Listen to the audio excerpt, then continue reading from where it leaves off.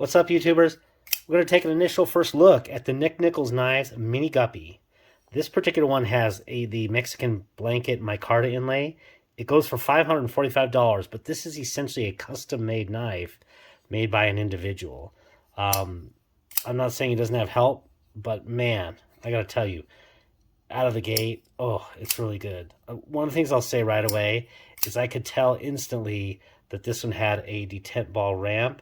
So as soon as you release the lock bar there, you can feel it roll right up. And oh, I so appreciate that. As an example, the Hinder Knives half track, which I thought this was going to be, sorry about that drop. My left hand's hurt today, so I can't use it. It's been hurt for a couple weeks here. I thought originally from pictures and just seeing this and online that it was going to be more or less kind of a competition in terms of that size area, and in terms of the actual blade, it's pretty close. We'll go ahead and move that out for just a second. But what I did want to say is Nichols, I've already done a review of this. I'll link it up there, of the Santoku, and I absolutely love the way he does his Mexican blanket micarta, where he actually does it at a cant instead of just in line. This is an example of one where it's done in line, and it's not bad, but it just goes completely linearly. This is the ProTech SBR, short-bladed rockeye, less storage design, an automatic. And it's nice, but I absolutely love the difference in the cant on that one. So for me, I was like, oh, if he does an inlay with one of these, I'm going to absolutely get it. And like I said, I absolutely love the Santoku. It's been fantastic. I'll link that up. And, you know, in terms of, like I said, my left hand's a little bit injured right now, so pardon me on that one. But in terms of actual comparisons, like I said, my original thought was that it was going to compete with my favorite Hinder model, which is the half track. And in terms of actual blade length, it's pretty close, but it's a little bit longer. And then I thought maybe it was going to be the MP1, but then I pulled out the, oh gosh, what is this, in the Jurassic? And it's definitely much more like the Jurassic. In terms of the half track, my pinky for a medium-large hand trails off, and it is a flipper only. That, it just didn't actually compare to that one. It really did very strongly compare with the Jurassic. But it has a thinner blade stock. We'll go ahead and compare those. This is not a full review, by the way. This is just an initial look-see, but I was kind of think about like knives that what it feels like in hand, and it does feel like the Jurassic, but without that big hump and without the finger grooves there. So it's actually a little more comfortable in this grip, in the hammer, certainly, and then in the pull grip, it's also a little more comfortable because you don't have that little niggler there. Definitely much more comfortable in the pull grip. Feels a little bit lighter. Like I said, I'll go ahead and put details and so forth once I get around to the full review. This is not the full review. It will follow in a month or few. I'm not sure when. But in terms of just out of the gate, some of the behaviors of this thing, I already talked about the detent ball ramp. Absolutely love it. The detent is super crispy on the flip. The one thing I will say, this is a flipper only. Doesn't have thumb studs or any other option.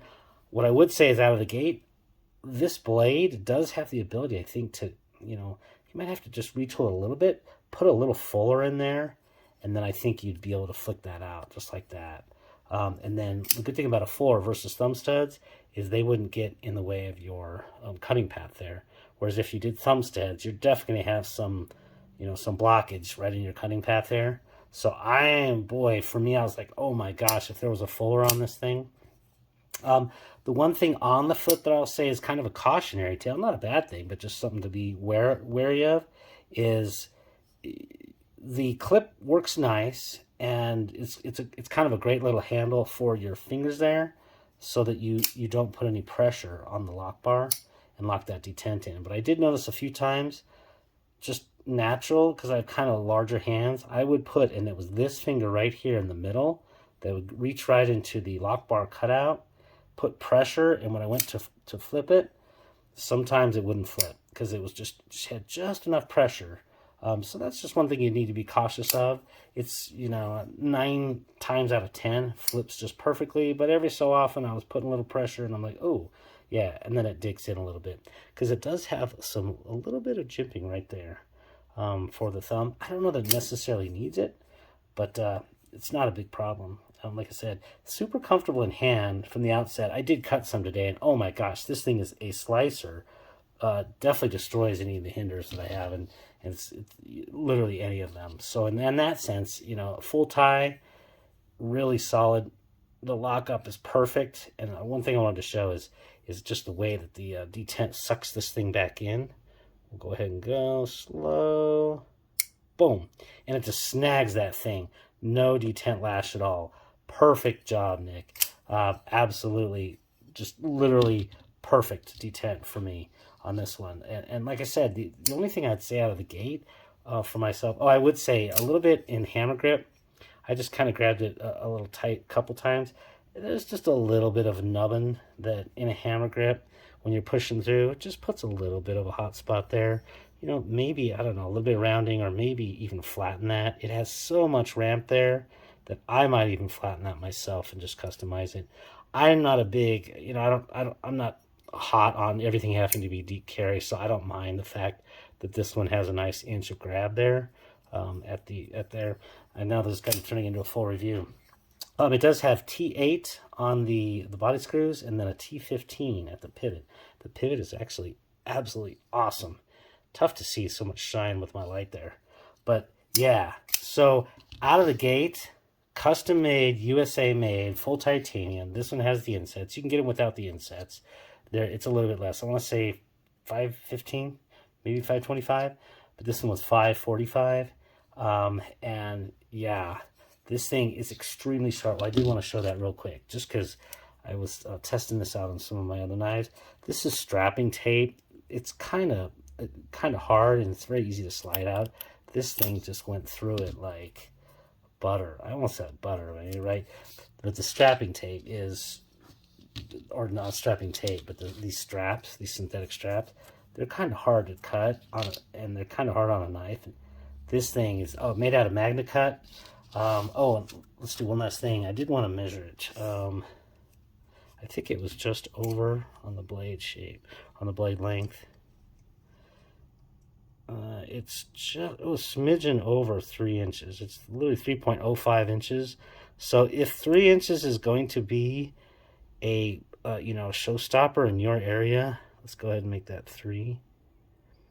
This one goes just over 3. If you take a look at that, just the tip, just the tip.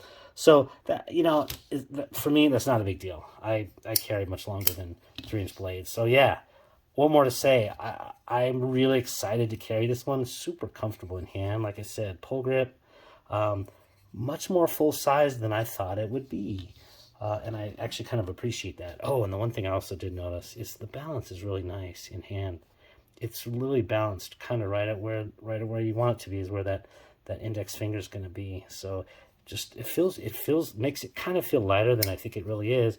There is no internal milling. I don't care on this one because it felt so nice, solid, and yeah, this is one I wouldn't want milling on it internally. So yeah, what more to say? Hope this was interesting. If not useful, like and subscribe if it was. I appreciate it. Take care.